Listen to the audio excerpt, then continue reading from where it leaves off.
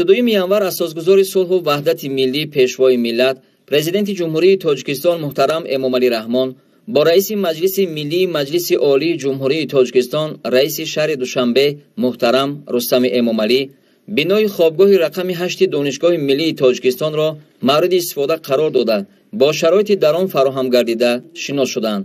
иншоот дар доираи сохтмони навбати дуюми бинои донишгоҳи миллии Тоҷикистон бунёд гардида аз таххона 12 ошона ва 207 ҳуҷраи хоб барои донишҷӯён иборат буда дар маҷмӯъ барои 1238 нафар донишҷӯ пешбинӣ гардидааст. тоҷикистон давлати иҷтимоӣ буда барои ҳар як инсон шароити зиндагии арзанда ва инкишофи озодонаро фароҳам меоварад. татбиқи сиёсати давлатии ҷавонон аз замони истиқлолияти давлатӣ то ба имрӯз яке аз ҳадафҳои асоситарини давлату ҳукумат ба шумор меравад.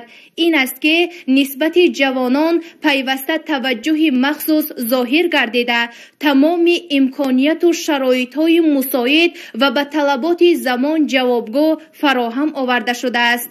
мо донишҷӯёни донишгоҳи миллии Тоҷикистон хушбахт ва сарфароз аз онем ки бо ибтикору дастгириҳои бевоситаи пешвои муаззами миллат муҳтарам Эмомалӣ Раҳмон барои мо ҷавонон чунин як хобгоҳи наву замонавӣ ва иборат аз тамоми шароитҳои мусоид муҳайё карда шудааст.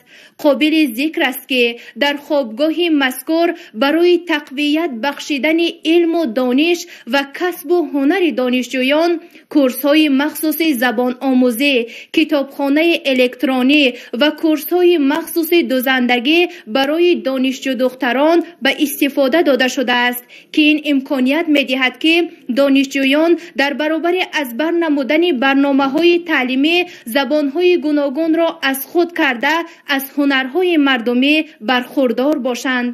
ҷавобан ба ин ғамхориҳои давлату ҳукумати соҳибистиқлоламон мо ҷавононро мебояд ки сиёсати хиратмандона ва ҷавонпарваронаи пешвои муаззами миллатро пайваста дастгирӣ намуда сабақҳои истиқлолиятро ҳаматарафа омӯзем. аз равандҳои солиму носолими сиёсат огоҳ бошем. таърихи гузашта ва ҳозираи халқи худро ҳамарӯза варақ занем. аз ватан, миллат, забон ва фарҳанги худ ифтихор намоем. лоиҳаи бинои хуштарҳу замонавии хобгоҳи донишҷӯёни донишгоҳи миллии Тоҷикистон аз ҷониби ҷамъияти саҳомии кушодаи пажӯҳишгоҳи илмию лоиҳакашӣ ва ҷустуҷӯии санъии осп таҳия гардида дар масоҳати 8808 метри мураббаъ қомат афрохтааст. ҳуҷраҳои хобгоҳ бо тамоми лавозимоти зарурӣ таъмин карда шуда дар бино барои донишҷӯён шароити муосири истиқомат фароҳам гардидааст. хобгоҳ ҳамзамон аз ошхона, ҳуҷраҳои маъмурият, нуқтаи тиббӣ ва дигар утоқҳои ёррасон иборат мебошад. ёдовар мешавем ки корҳои сохтмонӣ дар бинои хобгоҳи рақами 8 донишгоҳи миллии Тоҷикистон 6 марти соли 2015 бо иштироки бевоситаи сарвари давлат муҳтарам Эмомалӣ Раҳмон оғоз гардида буд. дар бинои нави хобгоҳи донишгоҳи миллии Тоҷикистон дар асоси дастуру ҳидоятҳои бевоситаи сарвари давлат барои донишҷӯён синфхонаи компютерӣ, толорҳои дарстайёркунӣ, ҷойи истироҳат, хонаҳои либосивазкунӣ ва нуқтаи хӯроктайёркунӣ таъсис дода шудааст. дар маҷмӯъ ҳар як ошонаи хобгоҳ дорои толор барои дарстайёркунӣ ва ошхона, ҳаммом ва дигар утоқҳои зарурӣ мебошад. дар бинои нав ҳамзамон дар асоси лоиҳа лифт насб карда шуда дар байни ошонаҳои он 3 адад зинапояҳои оҳану бетонии зидди сӯхтор сохта шудааст. тавре иттилоъ дода шуд донишгоҳи миллии Тоҷикистон феълан дорои 8 хобгоҳ буда дар онҳо баробари дигар шароити мусоид ҷиҳати касбомӯзии донишҷӯён як қатор тадбирҳои муҳим амалӣ карда шуданд. дар сохтори донишгоҳи миллии Тоҷикистон биноҳои замонавӣ, биноҳои баландошонаи муҷаҳҳаз бо тамоми шароитҳо бо мақсади ҷойгир намудани донишҷӯён ҳамчун хобгоҳ таъсис дода шудаанд ва имрӯз донишгоҳи миллии Тоҷикистон дар сохтори худ бо ифтитоҳи бинои нави замонавӣ 8 хобгоҳ дорад ки дар хобгоҳҳо бо мақсади таъмини шароити мусоиди истиқомати донишҷӯён шароитҳои мусоид муҷаҳҳаз гардонида шудааст. дар хобгоҳҳои донишҷӯён дар донишгоҳи миллии Тоҷикистон тамоми шароитҳо бо мақсади сайқал додани дониши донишҷӯён ва бо мақсади таъмини тарбия ва таълими замонавии донишҷӯён муҷаҳҳаз гардонида шудааст.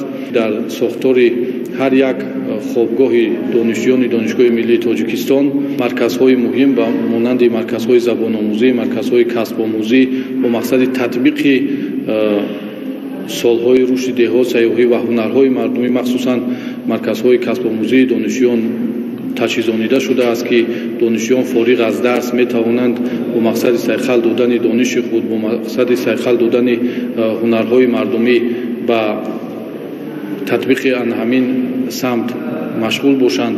Инчунин дар сохтори ҳар як хобгоҳҳои донишҷӯёни донишгоҳи миллии тоҷикистон шароитҳои мусоид бо мақсади сайхал додани дониши онҳо дар мисоли ташкили китобхонаҳои электронӣ, ташкили китобхонаҳои анъанавӣ ва инчунин синфхонаҳои компютерӣ пайваст бо шабакаи интернет ташкилдонида шудааст, ки донишҷӯён метавонанд бо мақсади дарёфти сарчашмаҳои нодир дар қисмати илмомӯзии худ аз ин марказҳо, аз ин китобхонаҳои электронӣ ва китобхонаҳои анъанавӣ самаранок истифода баранд ва махсусан инчунин дар сохтори ҳар як хобгоҳи донишҷӯёни донишгоҳи миллии тоҷикистон толорҳои варзишӣ муҷаҳҳаз гардонида шудааст, ки донишҷӯёни донишгоҳ метавонанд фориғ аз дарс бо мақсади татбиқи тарзи ҳаёти солим ба варзиш машғул шаванд. бинои хобгоҳи рақами 6 донишгоҳи миллии тоҷикистон, ки дар замони соҳибистиқлолии мамлакат бо дастгирии пешвои миллат муҳтарам Эмомалӣ Раҳмон дар шаҳраки донишҷӯён ба истифода дода шудааст, дорои китобхона, синфхонаи компютерӣ ва сехи дузандагӣ мебошад. таъкид гардид, ки донишҷӯён баробари омӯзиши илмҳои муосир бо истифода аз шароити фароҳам гардида ҳамзамон метавонанд касбҳои гуногунро дар хобгоҳҳои донишгоҳ аз худ намоянд.